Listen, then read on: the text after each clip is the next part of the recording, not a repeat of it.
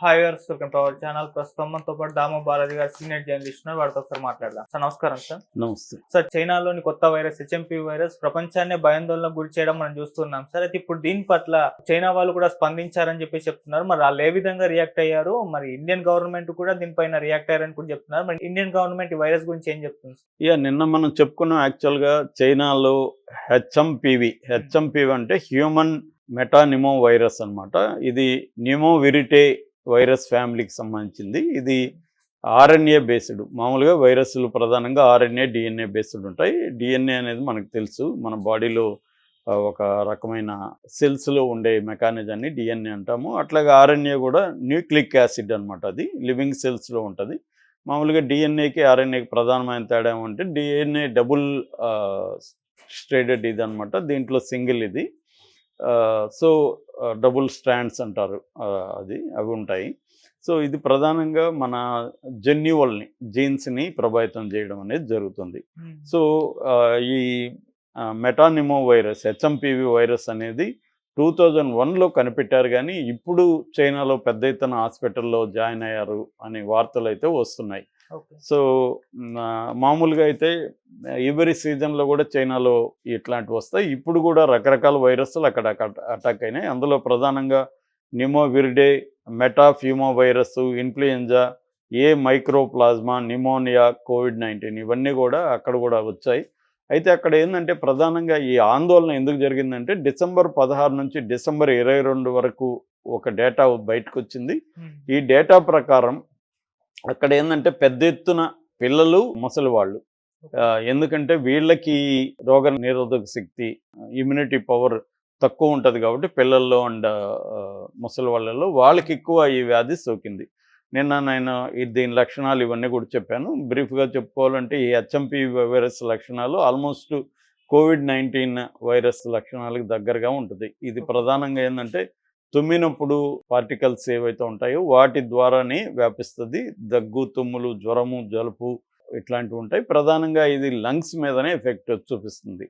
So respiratory system అనేది damage చేయడం అనేది ఉంటుంది. దీని ఇంక్యుబేషన్ పీరియడ్ 5 రోజులు అని చెప్తున్నారు. 5 రోజుల లోపల ఇది బయటకు వచ్చి వ్యాప్తికి కారణమవుతుంది. దీనికి ఇప్పటి వరకు మెడిసిన్ అనేది ఏమీ లేదు. యాంటీ వైరల్ మెడిసిన్ అనేది దీనికి లేదు. మన కోవిడ్కి కూడా మెడిసిన్ లేదు. రకరకాలుగా ట్రై చేశారు. దాని తర్వాత టీకాలు వచ్చాయి, వ్యాక్సిన్స్ వచ్చాయి. అయితే దీనికి ఇప్పటికి వ్యాక్సిన్ అయితే లేదు. ఈ వెరైటీ వైరస్కి వ్యాక్సిన్ ఏమీ లేదు. Only supportive care and symptomatic care మాత్రమే. సిమ్టోమేటిక్ ట్రీట్మెంట్, సపోర్టివ్ కేర్ ఇది ఉంది. అంటే దానివల్ల వచ్చే ఇప్పుడు లంగ్స్ ఇన్ఫెక్షన్ వస్తే లంగ్స్ ఇన్ఫెక్షన్కి ట్రీట్మెంట్ చేస్తారు.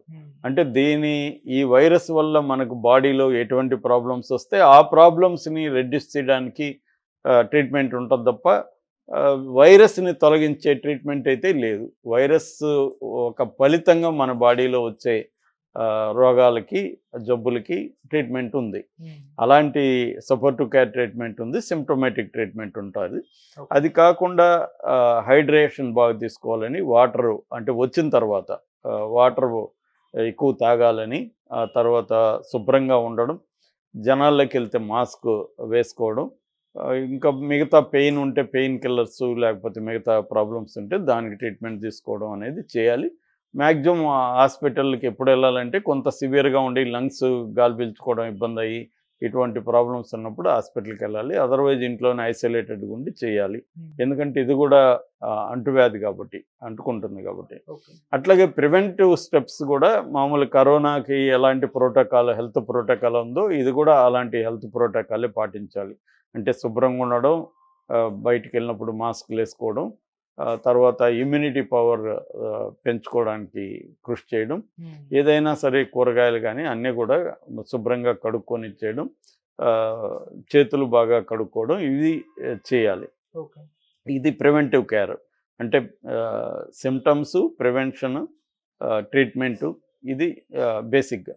అయితే ఇప్పుడు గవర్నమెంట్ ఆఫ్ ఇండియా స్పందించింది. ముఖ్యంగా ఆరోగ్య శాఖ, కేంద్ర ఆరోగ్య శాఖ స్పందించి national centre for disease control centre దీనికి ఒక ఆర్డర్స్ పాస్ చేసింది. అదేంటంటే అలర్ట్గా ఉండండి. ఇది ఇప్పటి వరకు ఇండియాలో అయితే రాలేదు, కానీ ఎయిర్పోర్ట్లలో చెకింగ్లు ఇవన్నీ చేయాలి. ముఖ్యంగా చైనా నుంచి వచ్చే ఇవన్నీ చేయాలని చెప్పింది. దీని మీద WHO సైంటిస్టులు కూడా కొంతమంది స్పందించారు.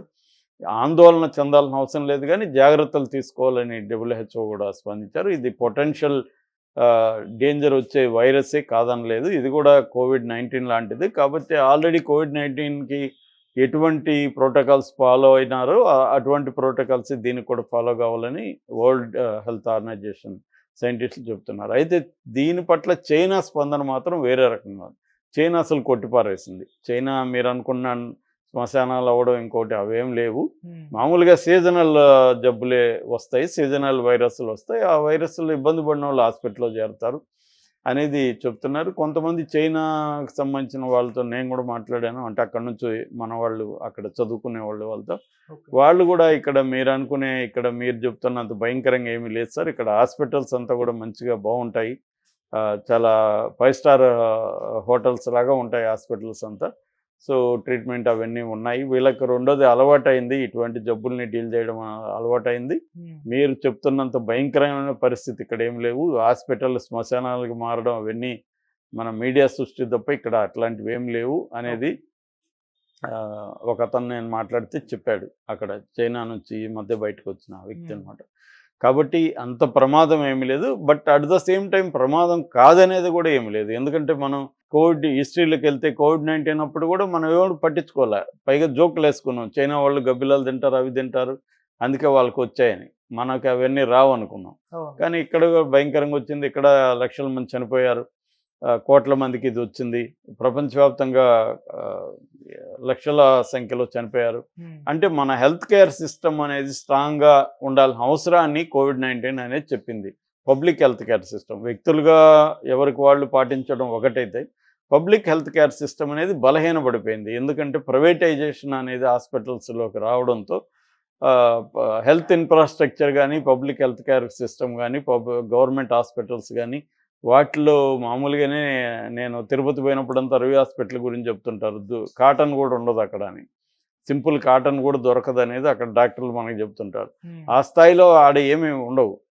ఇటువంటి హెల్త్ ఇన్ఫ్రాస్ట్రక్చర్ని డెవలప్ చేయడం, పబ్లిక్ హెల్త్ కేర్ సిస్టమ్ని డెవలప్ చేయడం అనేది ప్రభుత్వాలు కాన్సన్ట్రేట్ చేయాలి. కొంతవరకు COVID-19 తర్వాత స్టేట్ గవర్నమెంట్స్ కానీ, సెంట్రల్ గవర్నమెంట్ కానీ దీని మీద కొంత దృష్టి పెట్టింది. అట్లాగే అవేర్నెస్ క్రియేట్ చేయడం, వ్యక్తుల్లో అవేర్నెస్ క్రియేట్ చేయడం కూడా ఇంపార్టెంట్. ముఖ్యంగా ఆల్రెడీ కోమార్బైడ్స్ అంటారు, అంటే ఆల్రెడీ మనకు కొన్ని రకాల జబ్బులు ఉన్న వ్యక్తులు, అంటే బీపీ కానీ, డయాబెటీస్ కానీ, లేకపోతే ఆస్మా లాంటి పేషెంట్లు ఎక్స్ట్రా కేర్ తీసుకోవాల్సి ఉంటుంది ఇలాంటి. ఎందుకంటే they are vulnerable to attacks అనమాట. సో అందువల్ల ఇప్పుడు గవర్నమెంట్, మన ఇండియన్ సెంట్రల్ గవర్నమెంట్ రంగంలో ఎదిగింది, స్టేట్ గవర్నమెంట్స్ కూడా అలర్ట్ అయ్యాయి. ఏదేమైనా అలర్ట్ కావడం మంచిదే, అట్టని ప్యానిక్ కావాల్సిన అవసరం లేదు. అంటే చాలాసార్లు మనకేం జరుగుతుందంటే భయం వల్ల చనిపోతుంటారు. ఎందుకంటే ఒక దడ క్రియేట్ చేసి లేని జబ్బు ఉన్నట్టుగా హైడ్రోకాండ్రియా అంటారు, హైపర్ కాండ్రియా జబ్బు. హైపర్ కాండ్రియా అంటే మనకి లేని జబ్బును మనం ఊహించుకోవడం వల్ల మనకి ఆ సిమ్టమ్స్ కూడా వచ్చేస్తాయి అన్నమాట. సో అట్లా కూడా చాలామంది చనిపోయారు కరోనా టైంలో ఏంటంటే విపరీతంగా మీడియా భయపెట్టింది. అందుకని చాలామంది డాక్టర్లు కూడా ఏం చెప్పారంటే ఈ చావులకు కారణం మీడియా అని ఆయన కూడా చెప్పారు. మీడియా వ్యూస్ కోసం ఏంటంటే లేని పొంది ఉన్నట్టుగా భయపెట్టడం అనేది చేస్తుంది. అది కరెక్ట్ కాదు. జాగ్రత్తగా ఉండడం మంచిదే కానీ భయపడడం అవసరం లేదనేది డాక్టర్లు కానీ, సైంటిస్టులు కానీ చెప్తున్నారు. అయితే ఇండియన్ గవర్నమెంట్ కూడా అలర్ట్ మాత్రం అయ్యింది, స్టేట్ గవర్నమెంట్లకు కూడా చెప్పింది. ఈ national centre for the disease control centre కూడా ఆదేశాలు అయితే జారీ చేసింది. ఆ మేరకు మంచిదని చెప్పచ్చు. Thank you so much.